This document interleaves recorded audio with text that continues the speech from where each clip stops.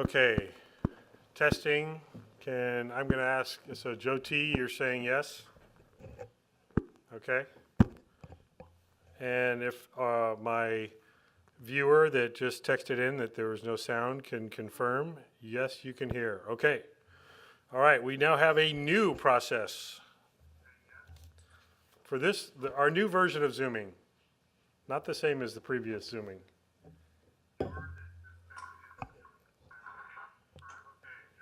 So somebody's audio is on in the background and there is a delay and I can hear it with like a 10 or 15 second delay, so I'm not sure who that is. I only see Hillary's. There you go. That's what it was. Hillary, I believe. Mayor, can we just quickly test that we're able to hear the other council members as well, not just the microphone? Let's do that. Just want to make sure. So I'll ask Eric Knight. Present here. Yeah, I guess we could do this through our roll call actually, but let's do that. Let's confirm through roll call because we'll just repeat ourselves. So I'm going to go ahead. I believe we're set. I still don't show PrimeGov as live on my tablet, but I'm going to assume it is. And we're going to go ahead and move forward. So I'll go ahead and call the meeting to order for Tuesday, May 17th, 2022, and ask our deputy clerk to call the roll, which is actually, I do need to go back to reading our teleconference meeting script that you all know and love and probably missed. This regular meeting of the Town Council is being held pursuant to Government Code Section 54953E related to teleconferencing of meetings. The Governor's proclamation of a state emergency is still in effect, and the Town Council has made or will make the necessary findings under the law to hold teleconference meetings in this manner.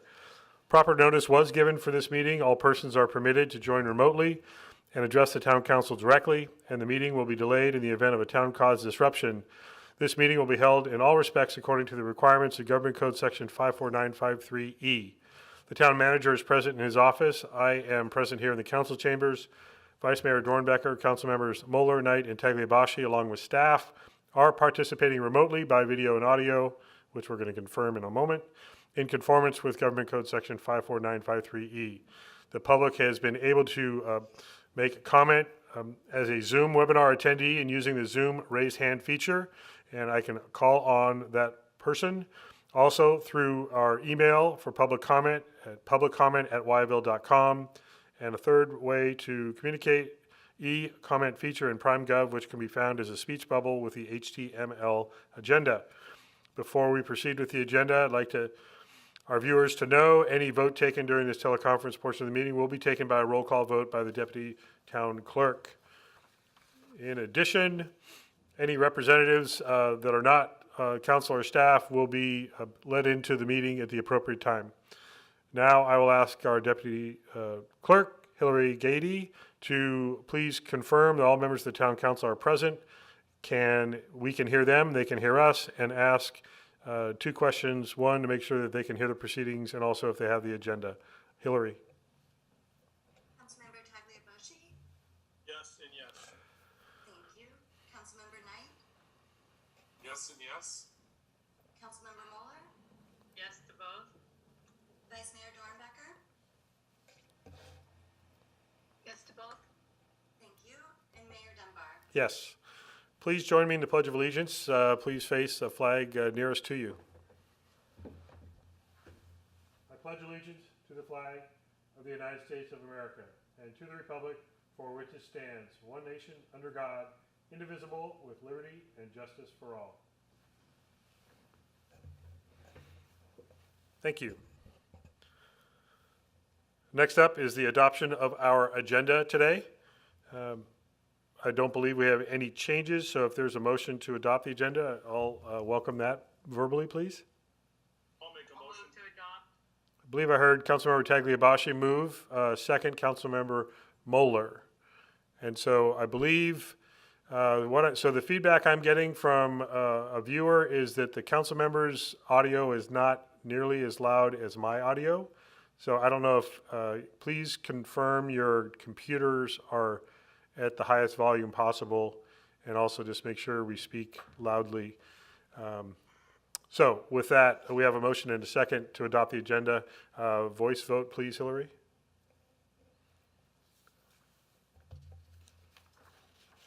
Councilmember Tagliabosci, Aye. Councilmember Knight, Aye. Councilmember Mueller, Yes. Vice Mayor Dornbecker. Are you with us, Vice Mayor Dornbecker? I do not see her camera anymore. I do not either. It would appear that we lost Vice Mayor Dornbecker's feed. Hopefully she is re-entering the meeting. Going to give just a few seconds in case she's trying to reconnect. There she is. Can you, Vice Mayor, can you just confirm you can hear us again? I can hear you, and I have received both the agenda, and I'm present. And we are just waiting for your vote on adopting the agenda. Vice Mayor Dornbecker. Yes. Great. Now we're all caught up. Okay, we can move ahead now to our proclamation for today.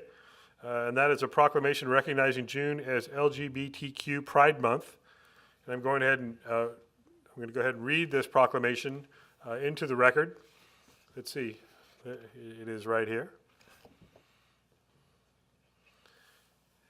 And this is a proclamation in recognition of LGBTQ Pride Month. Whereas this June marks the 53rd anniversary of the Stonewall Riots, which were a series of demonstrations by members of the gay community against a police raid that took place on June 28, 1969 at the Stonewall Inn in the Greenwich Village neighborhood of Manhattan, New York City, that served as a catalyst for the gay rights movement.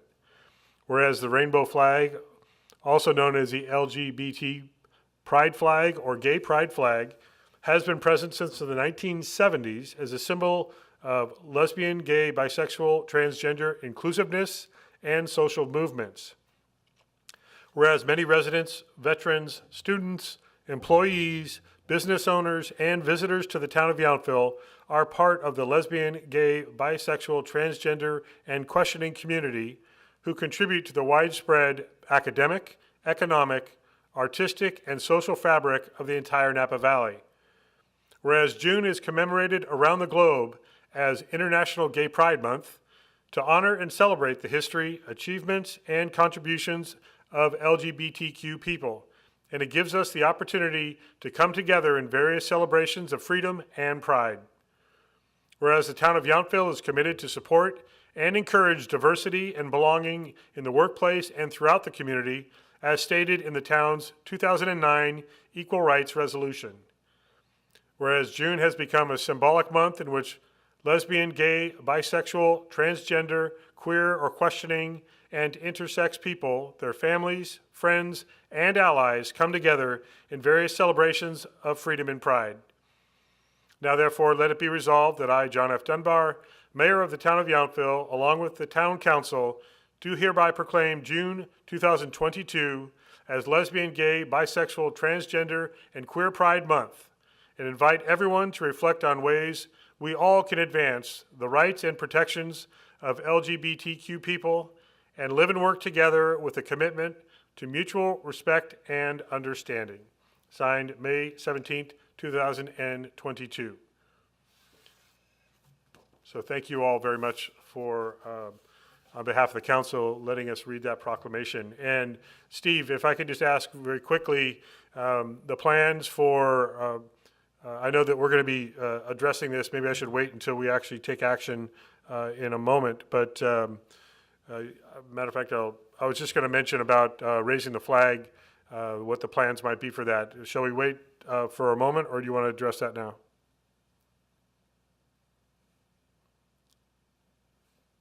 My apologies. They're yet to be finalized. We're a little bit early with the proclamation, and then I will work with the council on an official hoisting ceremony that works for all of you. Very good. Thank you. And I am trying to sign back in to our agenda because I got kicked out. Okay, I'll figure that out. We're going to move ahead to public comment on matters not listed on today's agenda. Do we have any members of the public waiting to provide comment, Hillary? No, Mayor, we do not. Okay, thank you. Move on to our consent calendar. We have items 7A through H for consideration. If there are no questions, I'll entertain a motion to adopt the consent calendar. Mayor, I just provided earlier today to Hillary some language, just updated language for the drought and water shortage task force, just to clarify the language of that new organization. And so I gave it to her this morning. So to which item are you referring? Sorry, for 7H, approving minutes for May 3rd. I just provided the description for the title of that committee was not accurate, so I provided her with the information that it is the Drought and Water Shortage Task Force for Napa County. Okay, and I'm going to ask Gary Bell, our attorney, do you consider that non-substantive modification so that we don't have to pull that, or what's your thought? Was this information provided by the clerk to the council beforehand, by email or otherwise? This is the first time hearing about it. If that change needs to be made by the council, then it does need to be pulled and re-voted on. Okay, so I'll entertain a motion for items 7A through G, and we'll pull H to confirm that we have the requested language change clear for the entire council. I'll make a motion. Go ahead. It happened again. Councilmember Tagliabashi, a little faster, with the motion, second by Councilmember Mueller. Voice vote on items 7A through G, please, Hillary. Councilmember Tagliaboshi? Aye. Councilmember Mueller? Yes. Councilmember Knight? Yes. Vice Mayor Dornbecker? Yes. Mayor Dunbar? Yes. So that passes unanimously. Thank you. We're going to move ahead to item 7H then. And so if Councilmember Knight, you can again explain the request for the change in the minutes of May 3rd. Just in the minutes, in I think my comments at the end during our council reports, I described that I was the alternate for Vice Mayor Dornbecker at the Drought and Water Shortage Task Force, and just the name of the title of the subgroup or that committee for Napa County just said Drought Task Force, and it was not clear, and so I was just updating the language in the minutes. So. Okay. So I think with that clarification, Gary, do you have anything further to comment on before I ask for a motion? Yeah, that description's sufficient. Thank you. So I'll invite Councilmember Knight to make that motion then. I move approval of consent calendar item 7H As corrected, I'll second. as corrected. Thank you. and I believe Vice Mayor Dornbecker made the second to that motion. So Hillary, if we could please go ahead with another voice vote. Councilmember Knight? Yes. Vice Mayor Dornbecker? Yes. Councilmember Tagliaboshi? Aye. And Mayor Dunbar? Oh, Councilmember Mueller? Yes. Mayor Dunbar? Yes. So I'm getting another report that we might still be having some audio troubles, but we're going to continue while that gets sorted out. Next up, we have a presentation. Let's hope that we can get our guests to join us here. First presentation, item 8A, is the annual update from the Napa County Library Commission, and we're going to be inviting our Town of Yonkville representative, Myrna David, to join us, and hopefully she is able to do so.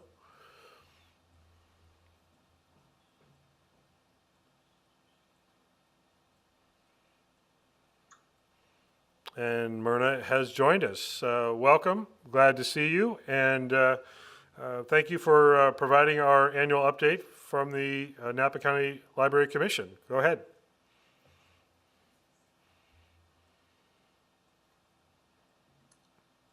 Okay, can you hear me? Yes.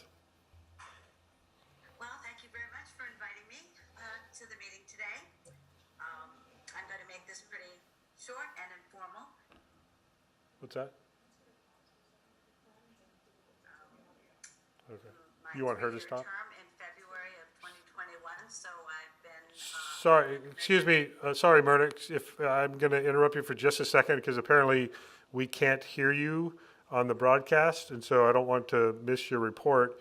We've got several members, working on that, so let's just pause for just a second. We're sure there's just one button that needs to be either switched on or switched off, and we're trying to figure out which button.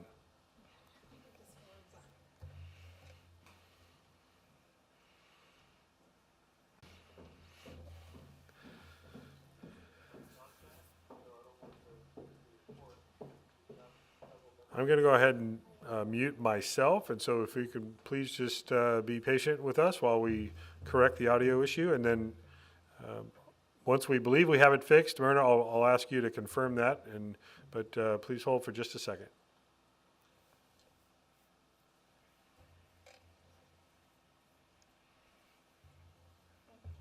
Mm-hmm.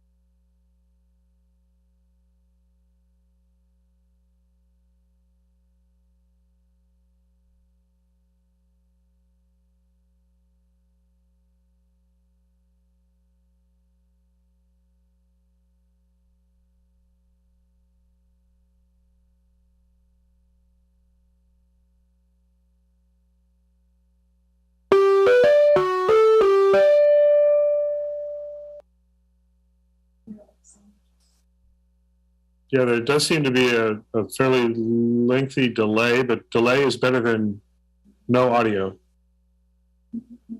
So trying to confirm, the problem is if there's like a 20 or 30-second delay, I'll just ask Samantha, can you hear me on YouTube?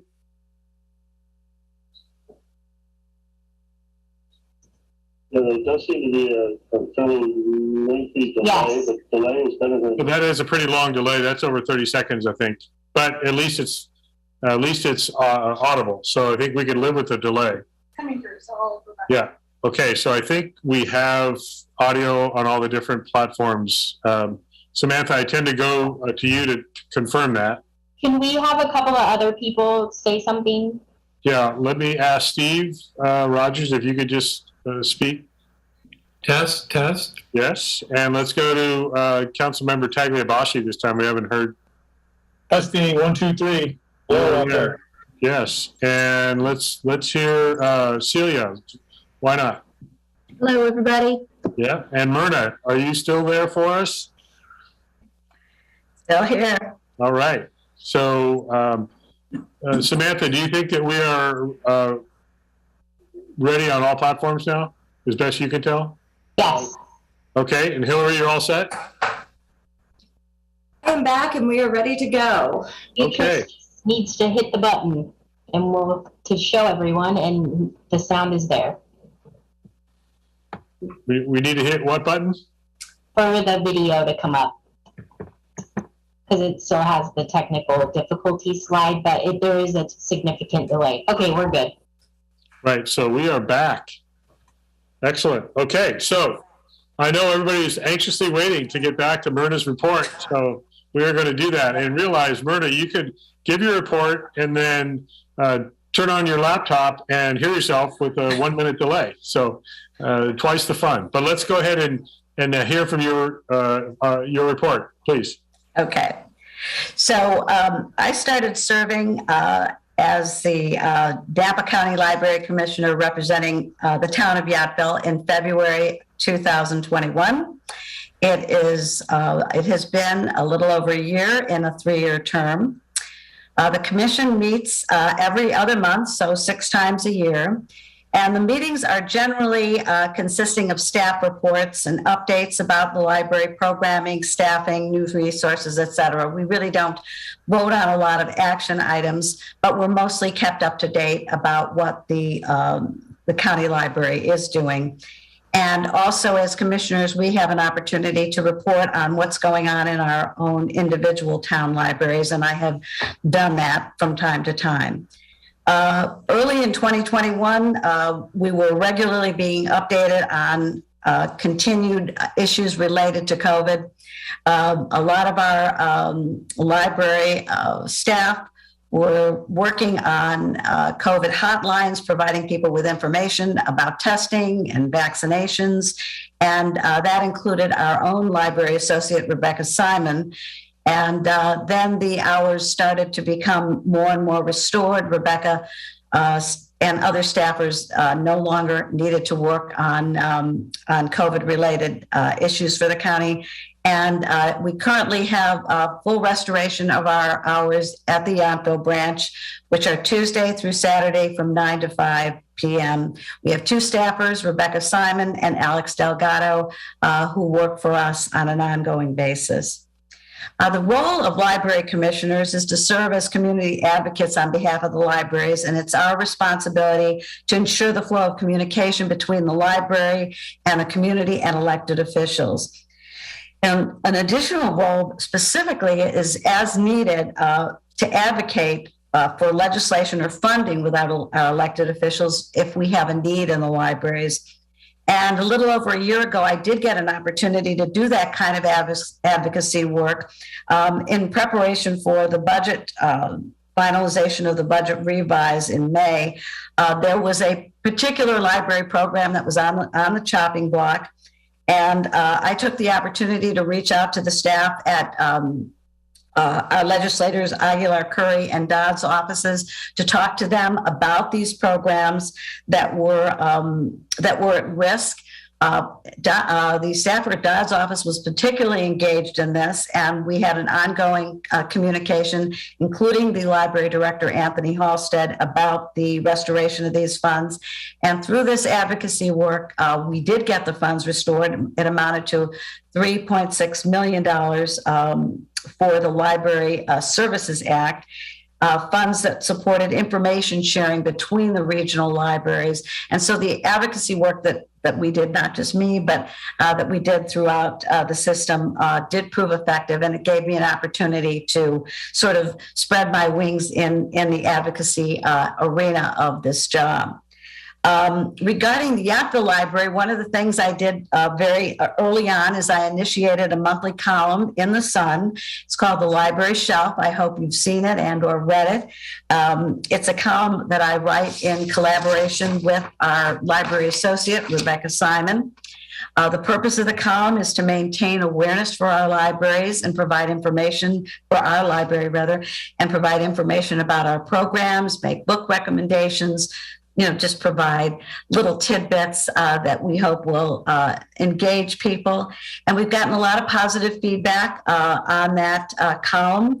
And I'm particularly grateful to Sharon Stensis, who jumped on it right away and graciously gave us the opportunity to have this column on a monthly basis in the Sun. So it was very kind of her to do that. There had been some concern on the part of the library staff for some reason that we might get charged for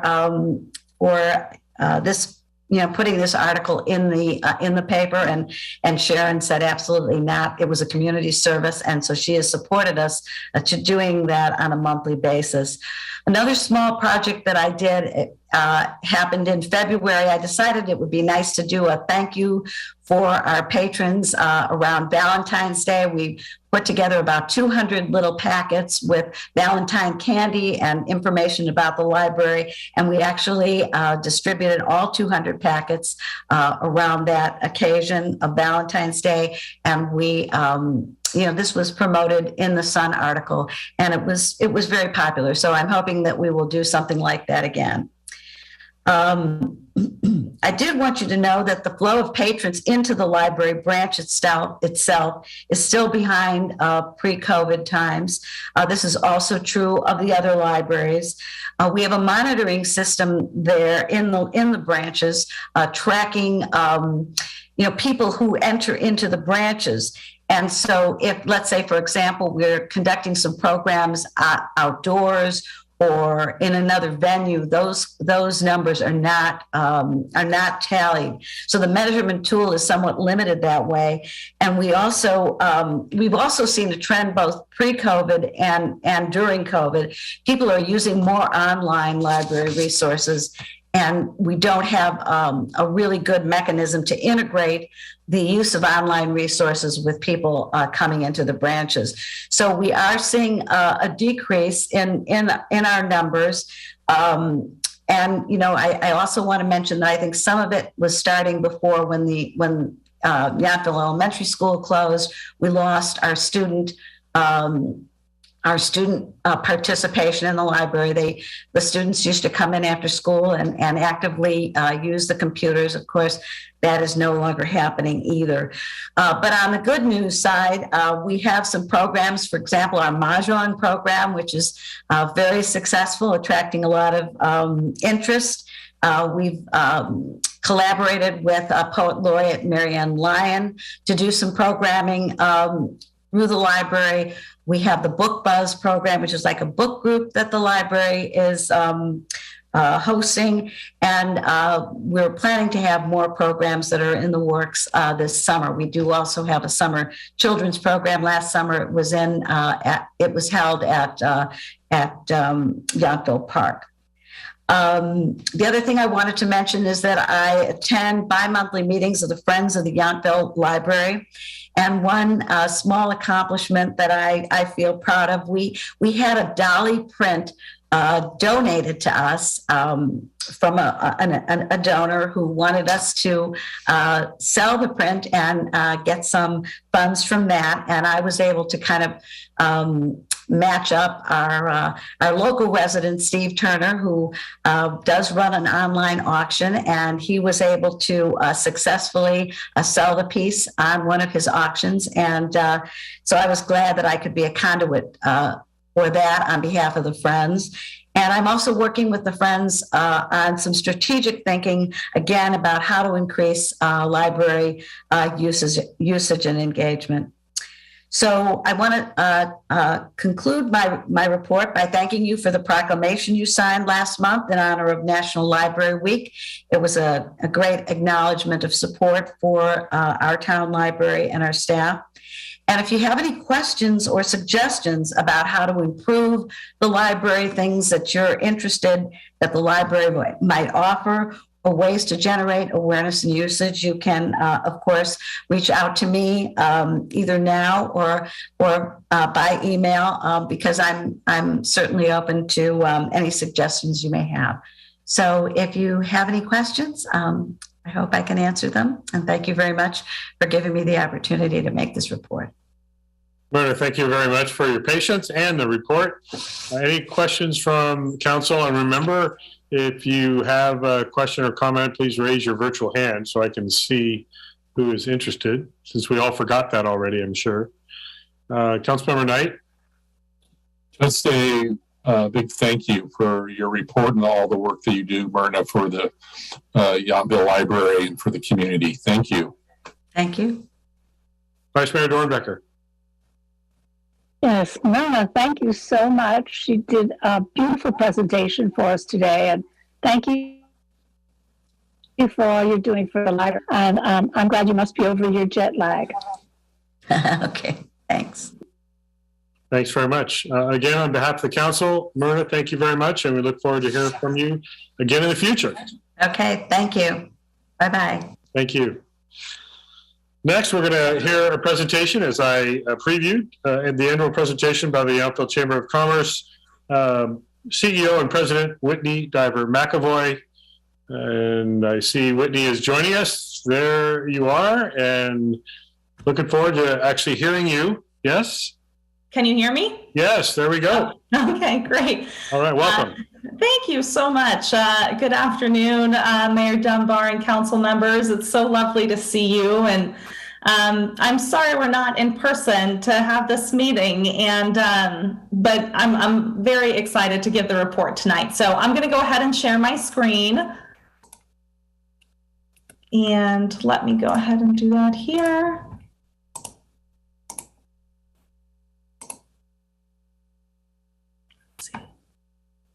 All right, can you see my screen?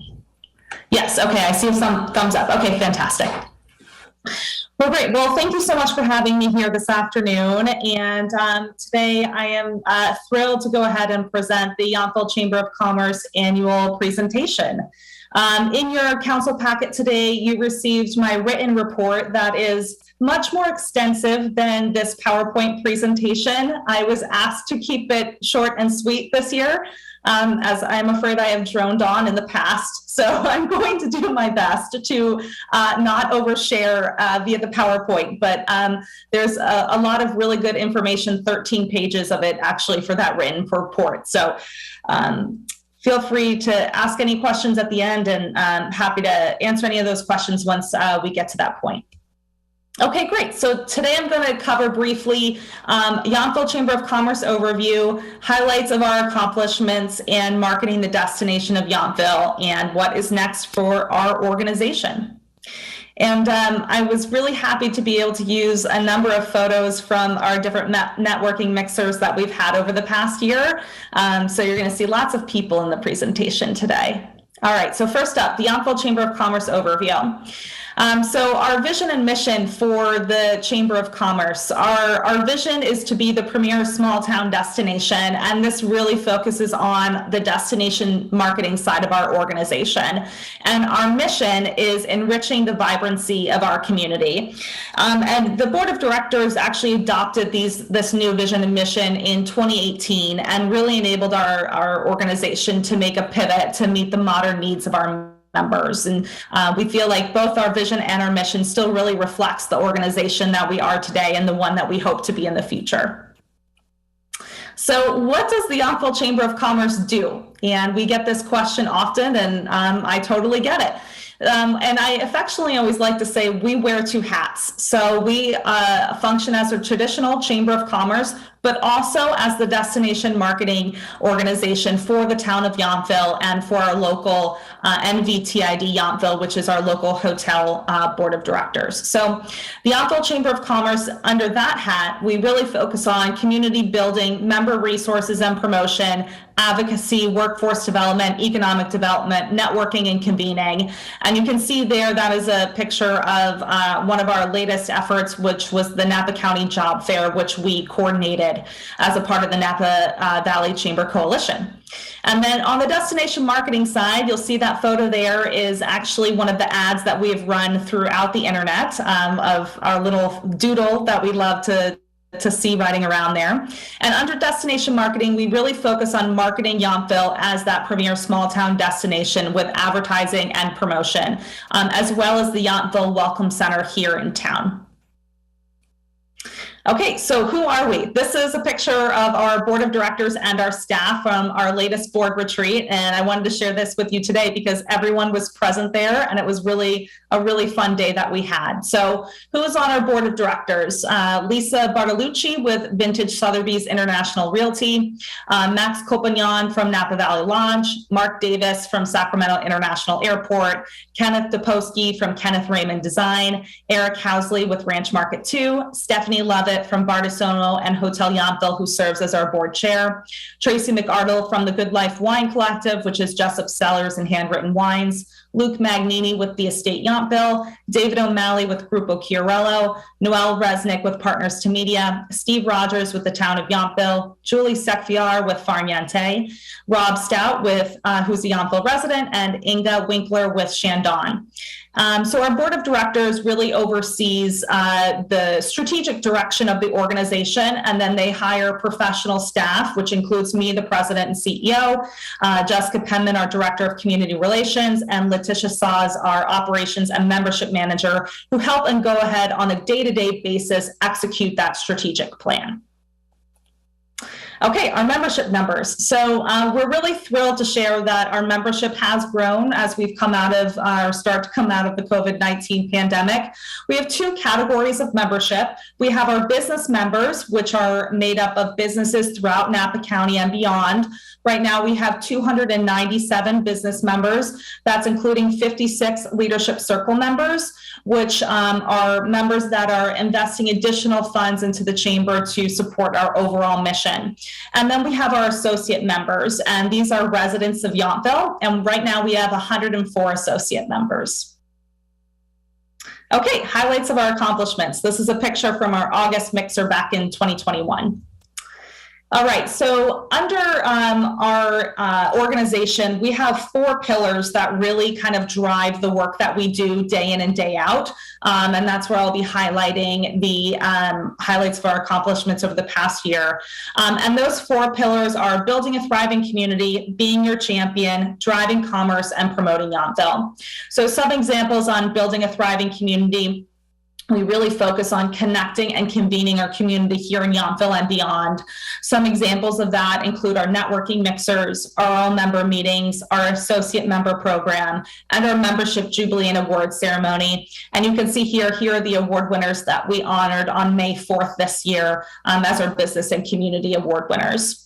And then being your champion. So this really focuses on advocating for a vibrant economy here in Yonkville. Some examples of this include the Washington Street Activation Ordinance that was approved in finality today. Thank you so much for your unwavering support of that program. It also includes the Napa County Job Fair that we did this year, the Napa Valley Chamber Coalition that we are a part of, and our efforts around workforce development.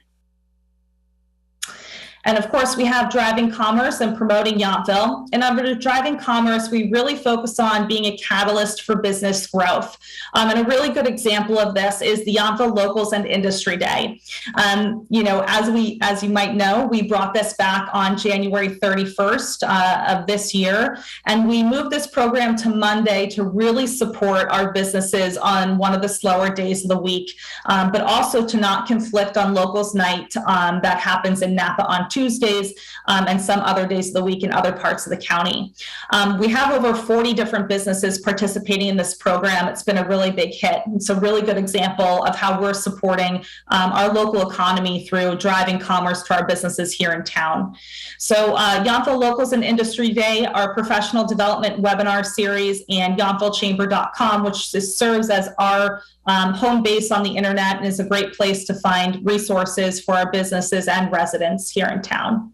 And then promoting Yonkville, and kind of you see that there, promoting Yonkville responsibly as we're opening back up and welcoming visitors to Yonkville, which I know we're all very excited about. We want to make sure that we're doing that in a responsible way and make sure that we're promoting Yonkville to not, of course, bring back business to town, but do it in a way that's also safe for both our visitors and our residents. So you'll see there, that is an example, Celebrate Mom and Wine Country. That is an example of one of the e-blasts that we sent out earlier this month promoting Mother's Day. So some examples of our promotions for that include our email marketing campaigns, our Yonkville Chamber Facebook page, and our Visit Napa Valley collaborations, and of course our blogs on YonkvilleChamber.com. Okay, marketing the destination of Yonkville. Such a pretty photo.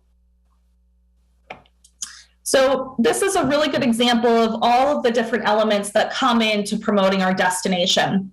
We have the Yonkville Welcome Center. We have our public relations efforts. We have our blogs that we do. We have our fam tours, which is hosting journalists here in Yonkville so they write articles about our town. YonkvilleChamber.com, our digital advertising campaign, special events that we do in Yonkville, such as Holidays in Yonkville and the Yonkville International Short Film Festival, our presence on social media, and Yonkville.com. I'm not going to go into each of those in detail like I typically do, so you're welcome. But all of that information is in that written report. I'm just going to share 3 examples with you tonight. Okay, so marketing the destination of Yonkville.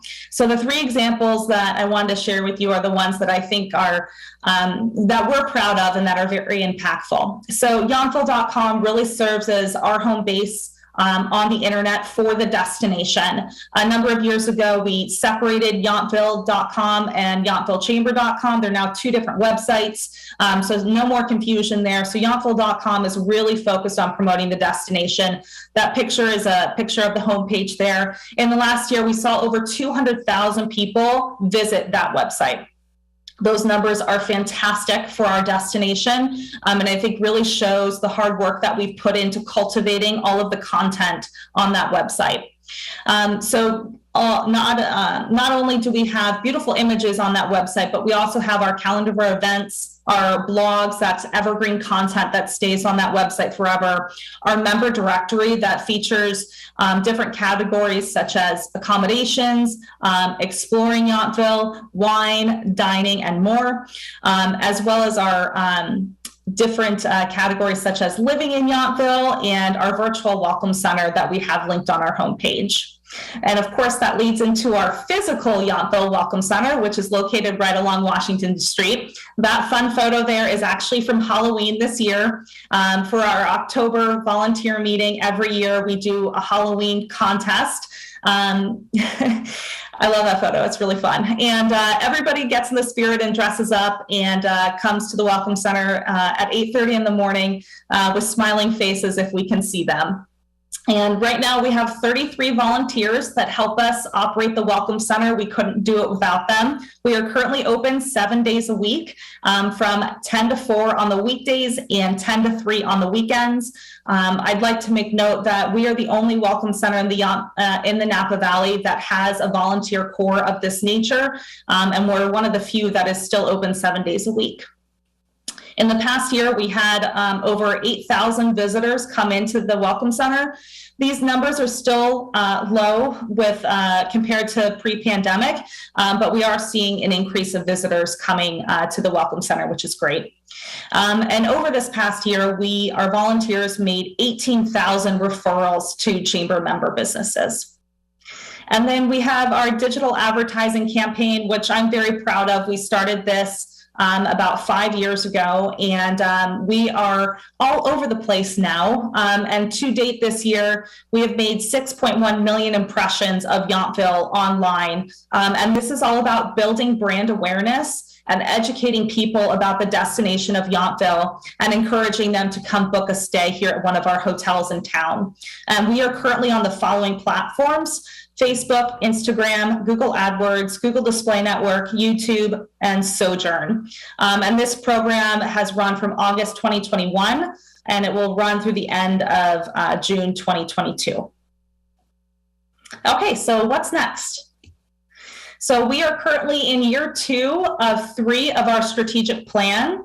Our strategic plan encompasses 4 different objectives, and under each objectives we have 3 to 4 strategies, and under each of the 3 to 4 strategies we have about 10 tactics each, and that is where staff really leans in, and it is our body of work that we showcase for the year. So our 4 objectives here: objective 1 is focusing on visitor promotion to foster positive economic impact for Yonkville and the surrounding community. Objective 2 is connecting and convening. And objective 3 is run an effective and sustainable business. And objective 4 is enhance member resources.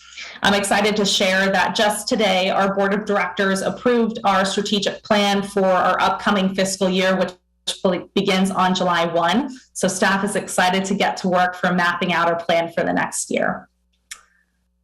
And I'd like to thank you for your continued support and partnership, and I'm happy to answer any questions that you might have this afternoon. And thank you for the opportunity to be here with you today. Whitney, thank you so very much. A couple things that you left out that I'm going to insist on bringing up. One is the great support that you've given the entire business community throughout the Valley. You mentioned the number of members, but all the business to business and other forums and meetings you've had, there's been an incredibly high participation rate.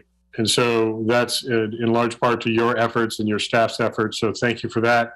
Also, I want to acknowledge again, and I brought it up before, but the support you directly gave to help bring mobile testing and mobile vaccination clinics directly to Yonkville. And many of your chamber members and associates were those that were volunteering those clinics. So thank you very much for doing that well beyond the job description. So thanks. And also, as we put together that Washington Street activation ordinance and other modifications to our business sector, you've been a huge partner for us at the town to make all that happen. So thank you all very much for all of that extra work. Vice Mayor Dornbecker. Thank you. And thank you, Whitney. It was a beautiful abbreviated presentation, unlike the one at the Jubilee, which was great and really spot on. And I just want to give you a compliment that, you know what, and so many people at the Jubilee talk about how it so reminded them of the Residents' Bash.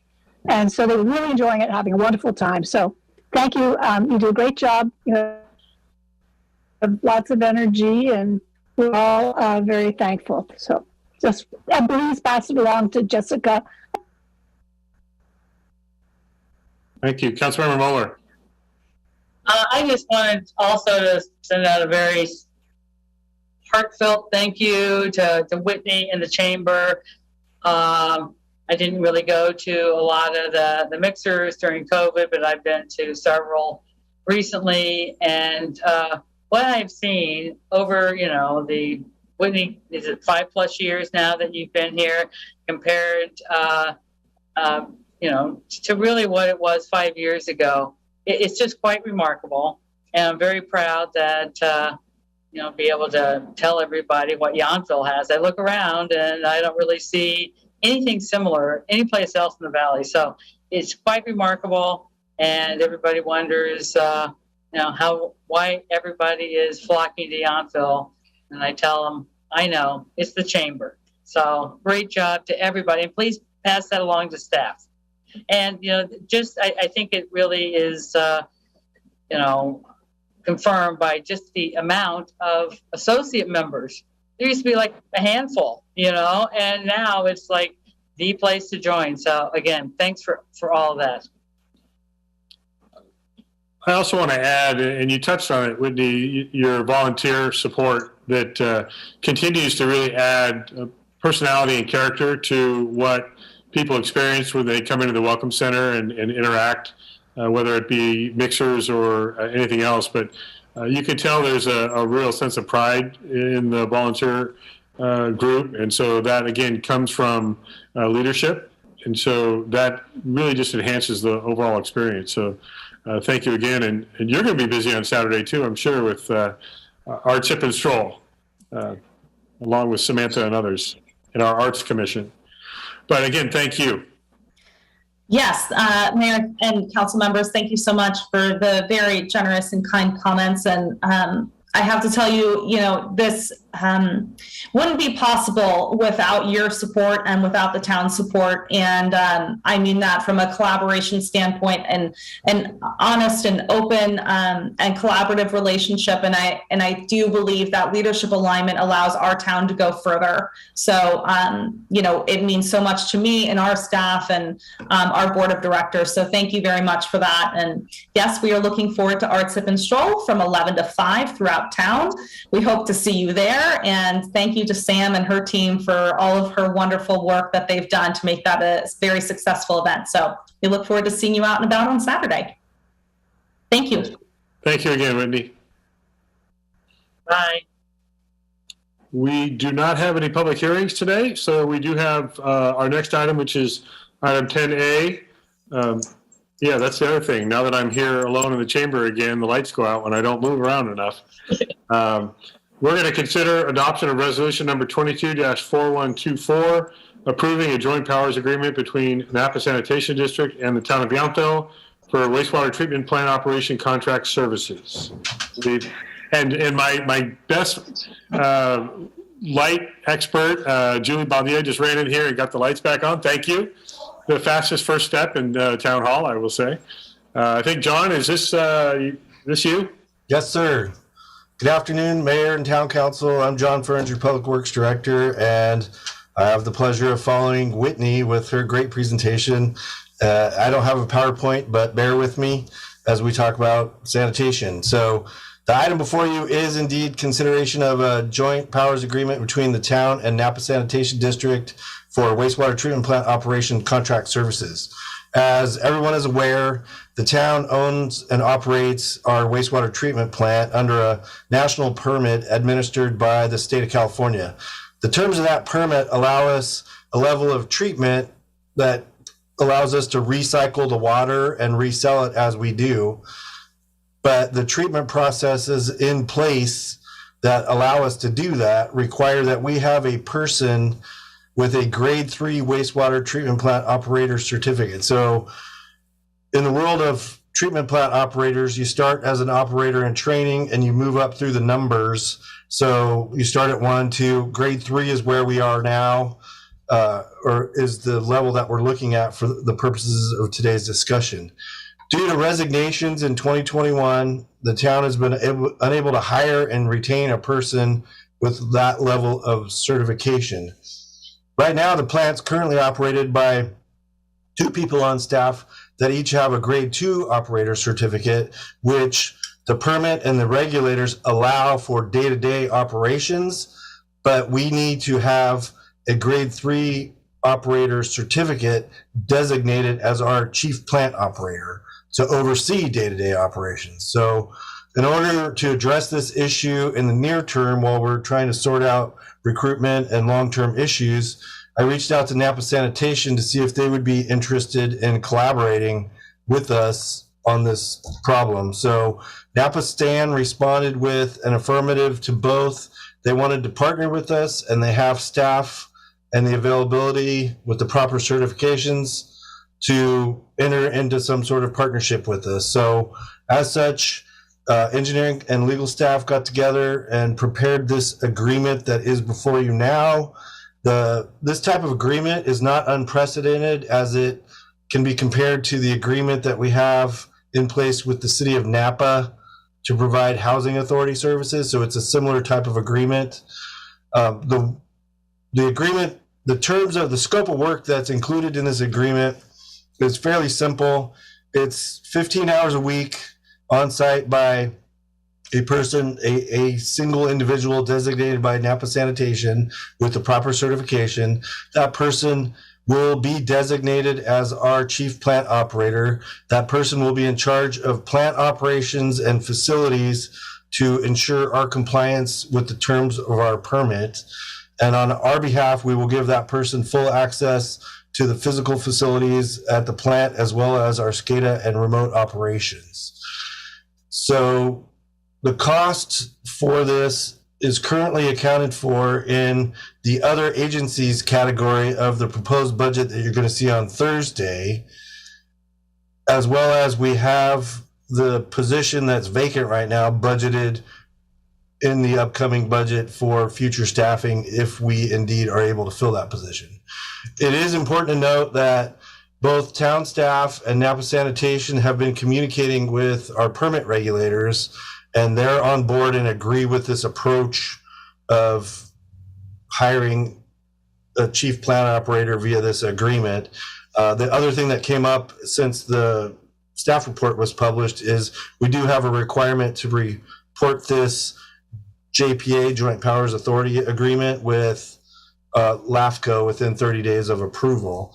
And this is kind of the first step. Staff is fairly excited about this because we see that this is an opportunity to partner with a bigger agency who does the same types of things that we do, and they have more resources than we have. So there's future training opportunities and future opportunities that may come out of this relationship going forward. One of the specific ones is the lab. They have a certified lab, and they have certified lab technicians. Right now, we hire a private lab to do the work. So if this, evolves into something, one of the things we'll be looking at is perhaps saving money and routing our lab work to Napa San. So with that, I'm available with any questions that you might have. Thanks. I'm going to ask one question to start with, and that's how deep is the bench at Napa San with the grade 3 level? Is there any risk of this person not being able to fulfill the hours that we need because of the obligations at the city, or is that a comfortable staffing situation? That is a comfortable staffing situation. I failed to mention, and I apologize, this went to Napa Sanitation's board 2 weeks ago, and they're on board. They actually have certified grade 5 certified operators. I think they have, if I remember correctly, I think they have 6 grade 3 certified operators, but they're going to pick one particular one that's assigned to us. That person and their management staff visited our facility, walked through the plant processes that we have in place, and then walked through all of the terms of our permit, and are comfortable with their ability to provide this service going forward. And they were actually very complimentary of our staff that we have out at the plant right now, and complimentary of our overall operation. Good to hear. Councilor Tagliabashi. Thank you, Mayor Dunbar. Thank you very much, Director Ferns. Very excited about this agreement. It's really a great way to maximize the resources that we have here in the Valley.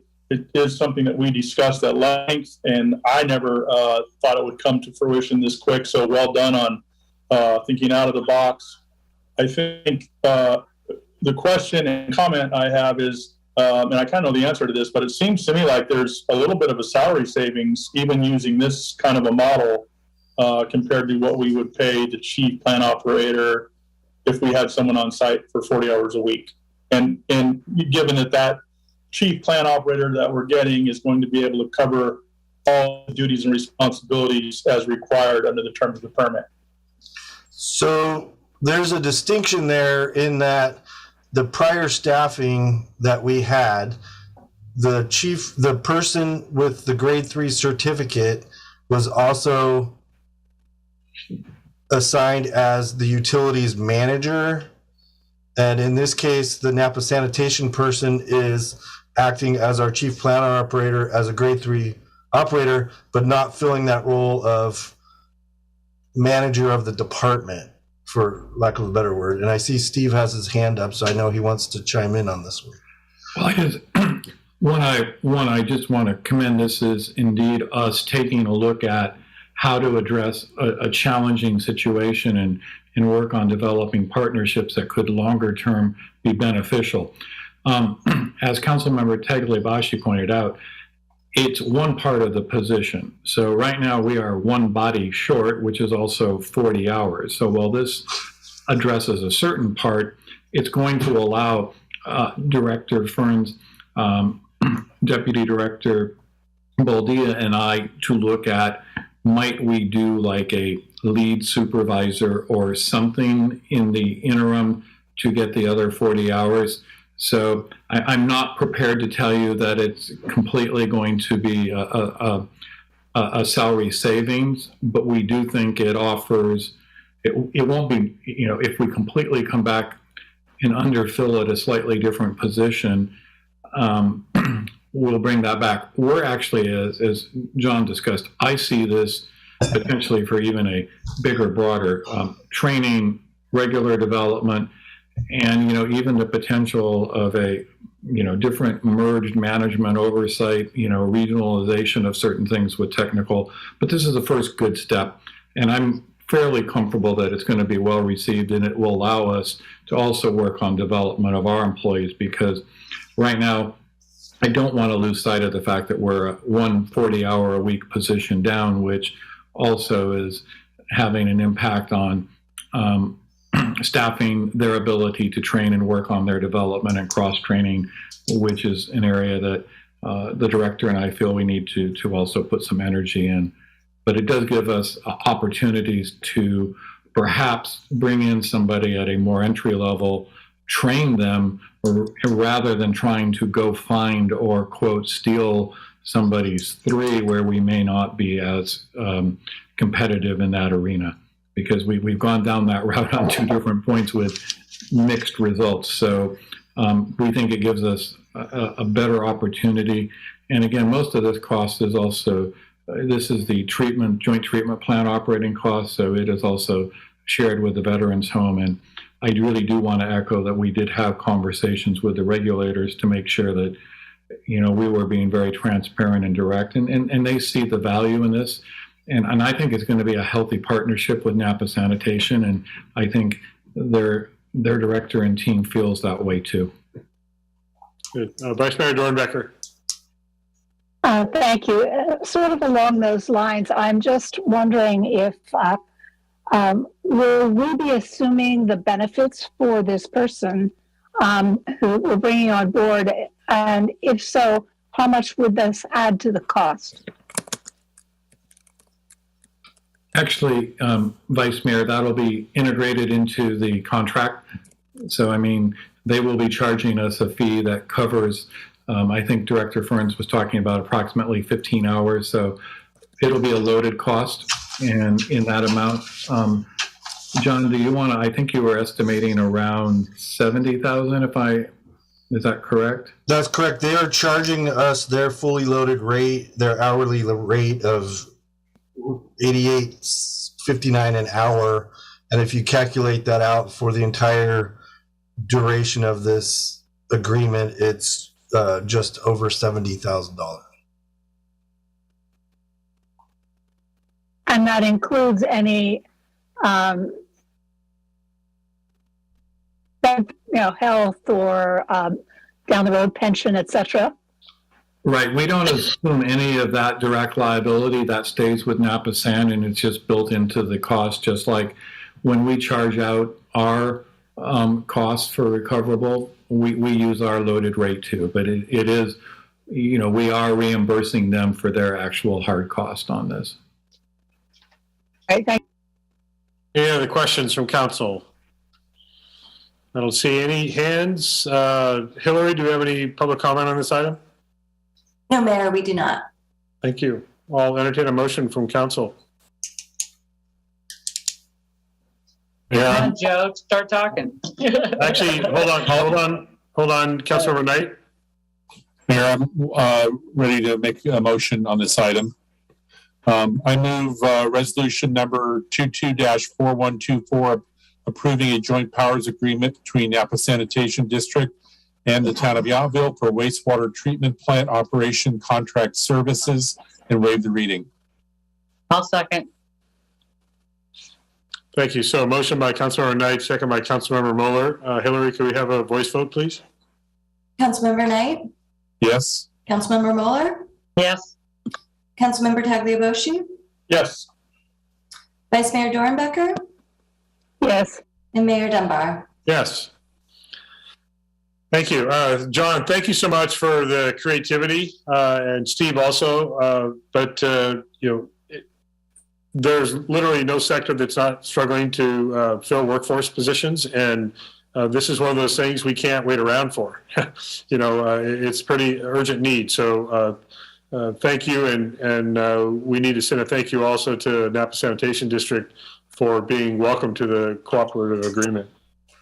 Mayor, may I encourage a recommendation that you all take a vote, redo the consent calendar vote, because I believe that occurred before we were having some audio problems, just so that we have clarity on the record for everybody to see that the council did that. I'm mentally going back through the meeting of any actions that may have potentially occurred while there was an audio issue. Okay. I just want to make sure we wrapped up this item first, but I think we did. John, was there anything further? We don't have to do anything more than just sign the JPA at this point. You said the district already approved it? Correct. Okay. We need to file it with Napa LAFCO, but that's a perfunctory action, and then I'm sure our representative will see it in a report probably 30 to 45 days from now. Yeah, I believe we have somebody that can speak to it rather directly and efficiently. And I believe, Vice Mayor, your hand is still raised, but I think that's left over from before.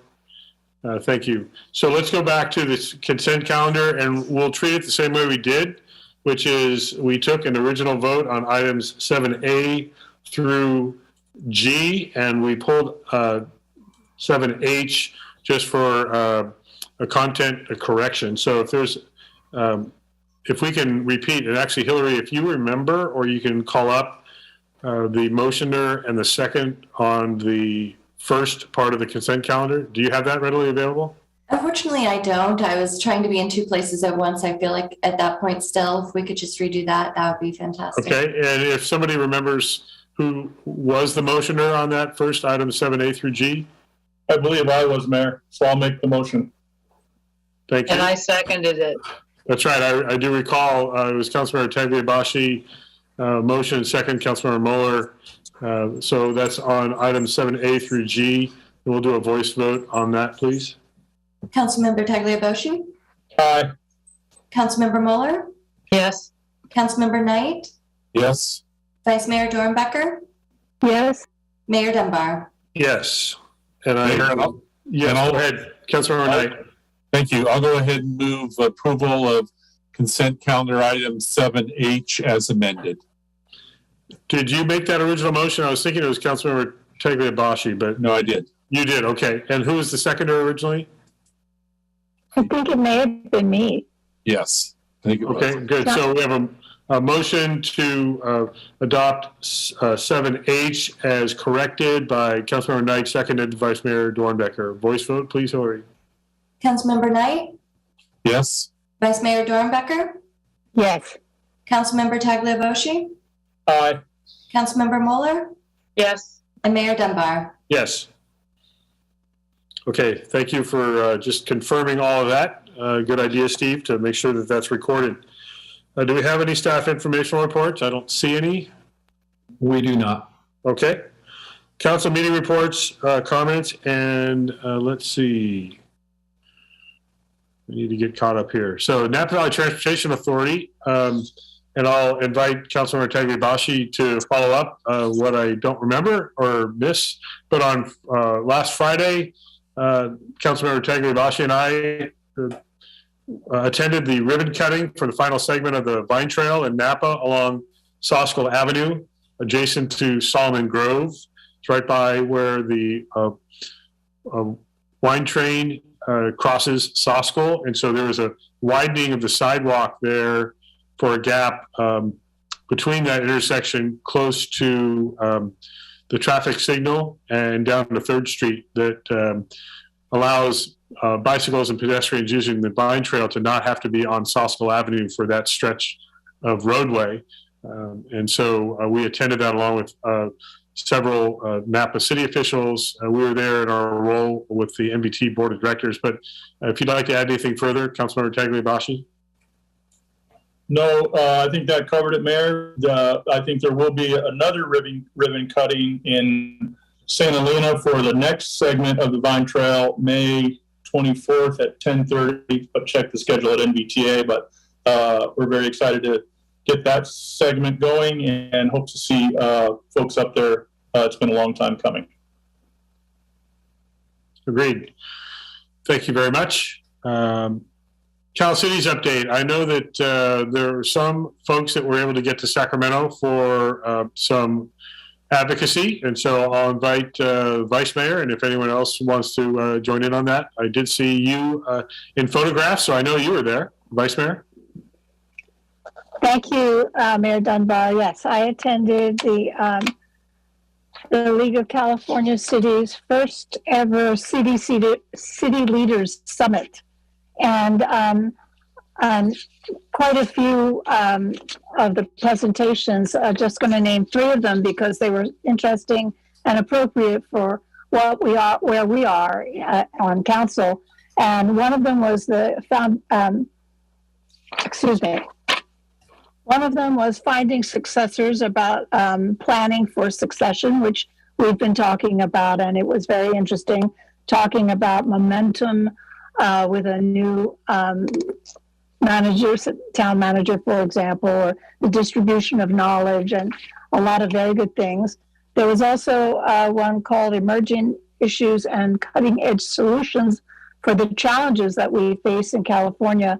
And it talked about the housing challenges and an idea that they are doing in the city of Merced called Affordable by Design, which I think probably would be worthy of looking into.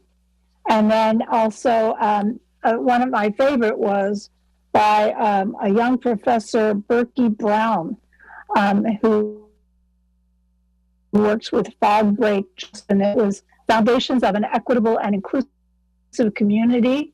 So it's about beliefs and environment, behavior, and how to strengthen the diversity in a town staff. So it was really, really amazing. There were some others too, but those were the 3 that most impressed me. But and I was happy that Councilmember Knight was there with me. So we did have a scare when we first got there and heard that there had been possibility of an exposure back in town. But Councilmember Knight went and got us tests, and we were fine. So I just wanted to point that out. Thank you again. Thank you. I'll go ahead with Councilmember Knight also. Thank you, Mayor. It was a great opportunity to participate in that first City Leaders Summit. I was able to attend a press conference where the executive director of the League, Cal Cities, and Cal City staff strongly encouraged the governor to provide at least $1.6 billion of the almost $98 billion of additional revenue to fund city mandates and programs that have been unfunded. So it was a great opportunity to be a part of that press conference. And then, as Vice Mayor said, there was just 3 focuses on workshops that were very helpful. One, bettering communication between council staff and the community. Some land use planning workshops. One of them where the speakers really focused on, because of new housing laws and other laws, that they encourage town councils to really provide as as clear and objective as they can standards for staff that, as we've talked about before, that it's better when we provide objective standards and direction to staff and as compared to subjective standards. And so they review those priorities. And the last, as the vice mayor said, was succession planning.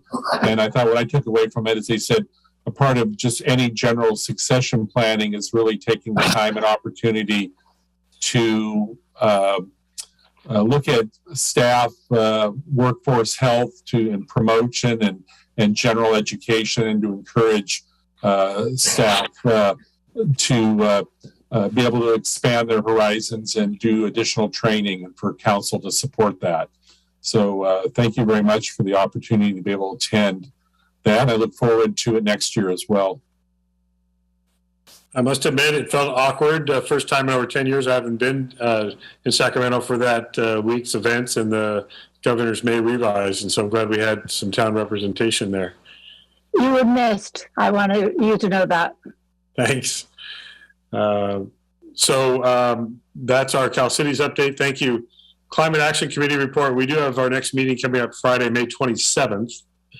I don't believe we have any other report on that. Vice Mayor, I don't think we do, correct?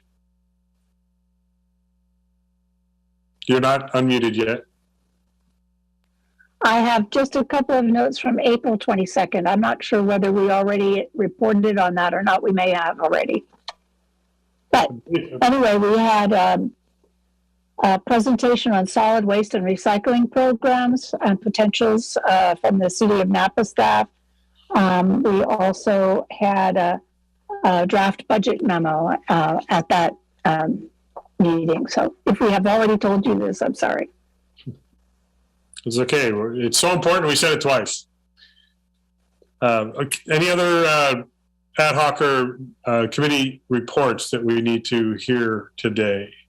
Mayor, I just have one quick announcement. Yes.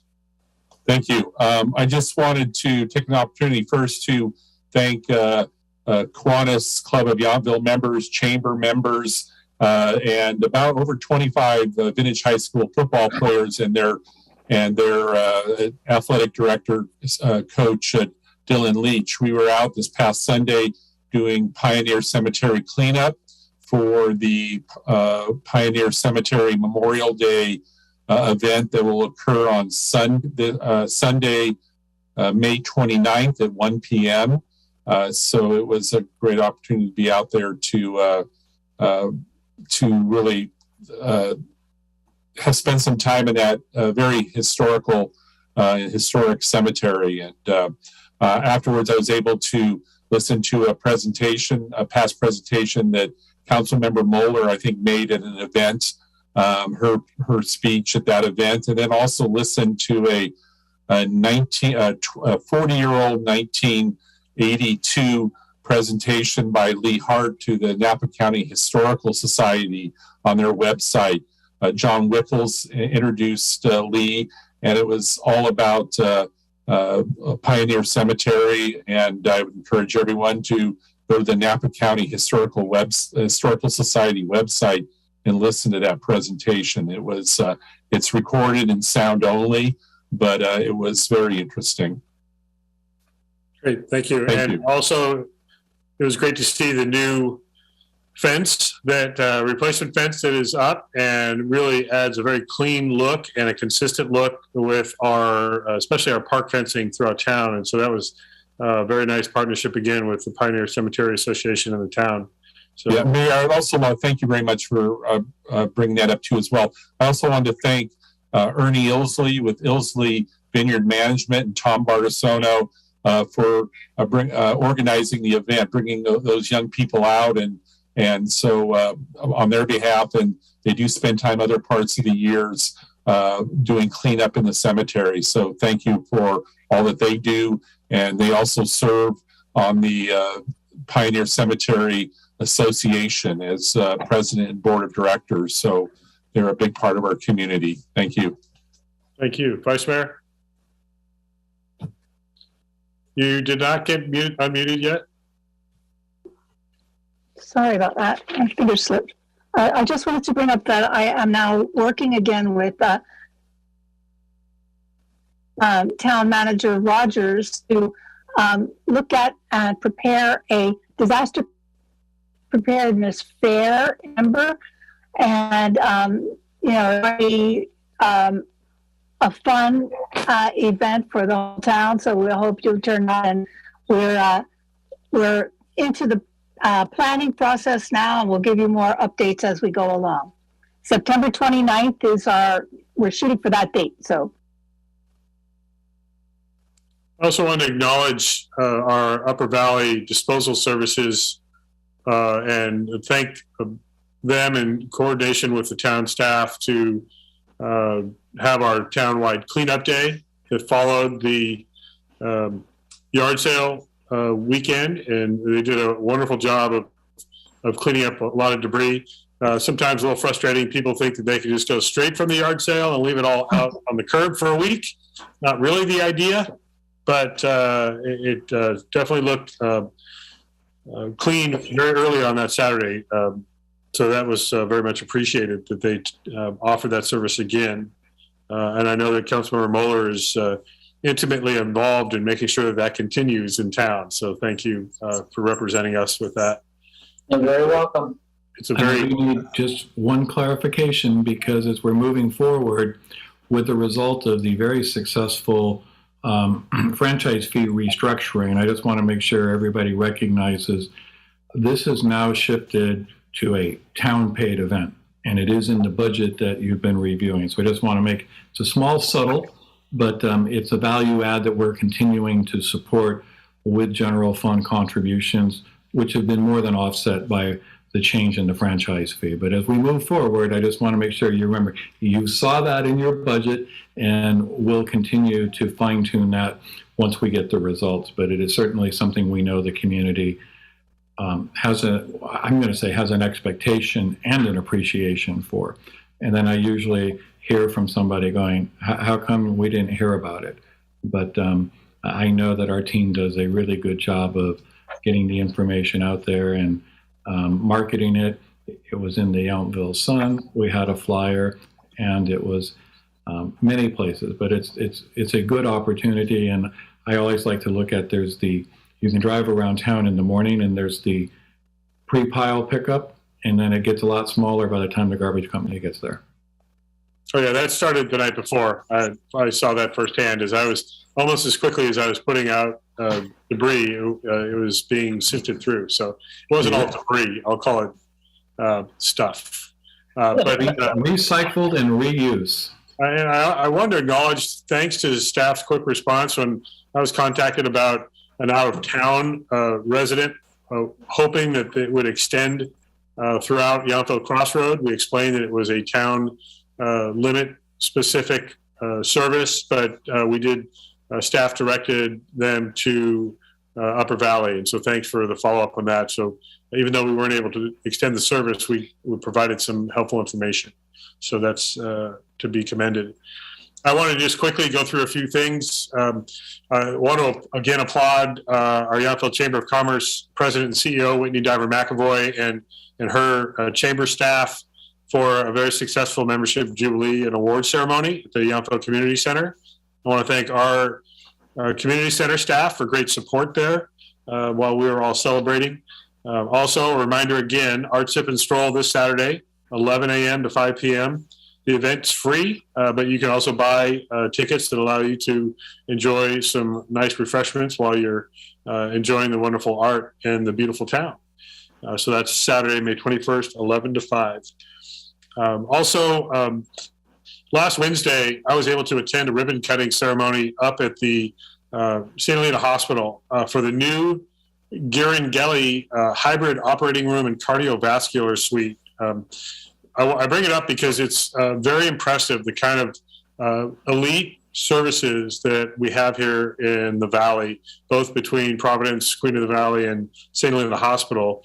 As they were describing, not only with the cardiovascular unit and they have a robotic surgery facility now as part of this new wing.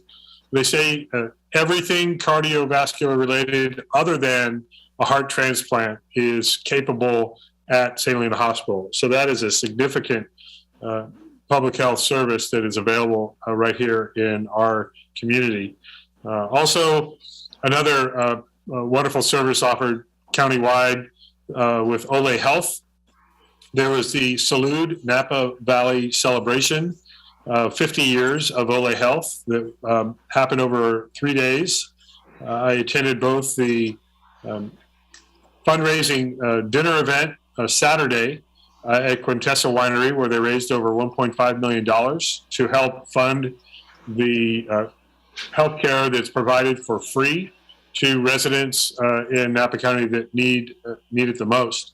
And then that was followed up on Sunday down at the CIA at Copia, a family fiesta, where they had, again, live music and celebration with several partners from the wine industry and restaurants that were providing refreshments. It was very family friendly.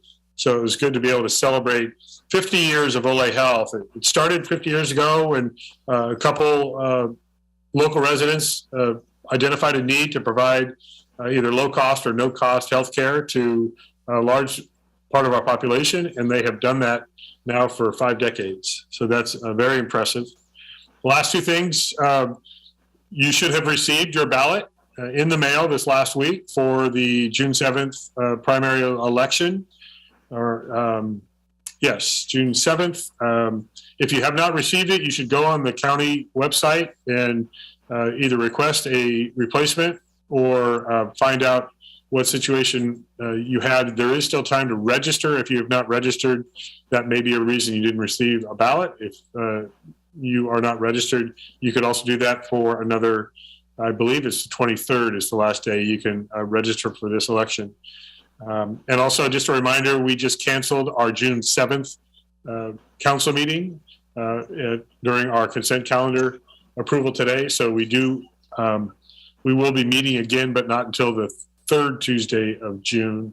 We will be meeting actually before that on Thursday, again by Zoom for our budget workshop.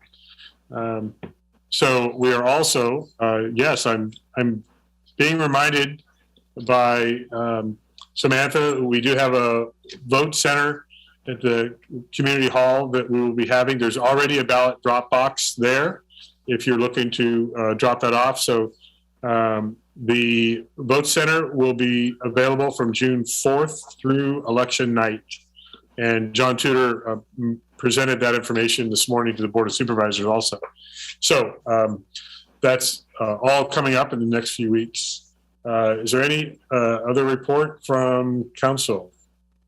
I don't see any hands. So with that, remember Art Step and Stroll this Saturday. But before that, we have our budget workshop number 3 this Thursday via Zoom starting at 1 o'clock.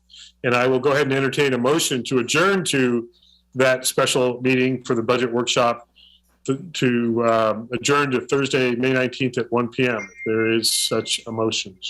I will be happy to make that motion, Mayor. Thank you. Second. Councilmember Moeller, second by Councilmember Knight. One last voice vote, please, Hillary. Councilmember Moeller, Yes. Councilmember Knight, Yes. Councilmember Tagliabosci, Aye. Vice Mayor Dornbecker,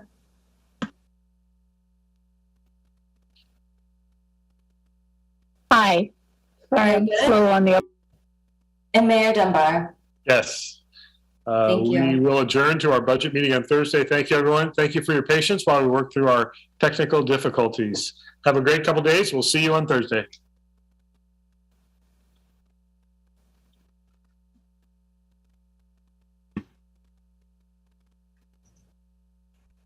Good job. You did it.